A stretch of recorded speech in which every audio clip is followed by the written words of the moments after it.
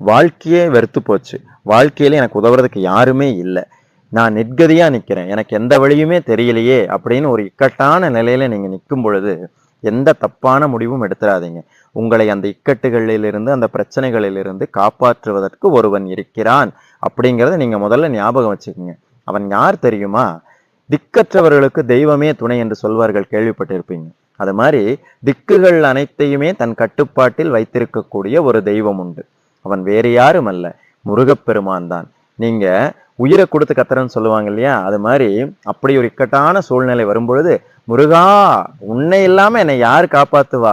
என்னை காப்பாத்தா வா முருகா அப்படின்னு மட்டும் கூப்பிட்டு பாருங்க. ஏதோ ஒரு வடிவத்துல வந்து உங்க பிரச்சனையை கண்டிப்பா தீர்த்து வைப்பான். யாமிருக்க பயமேன்னு வந்து உங்க முன்னாடி நிற்பான்.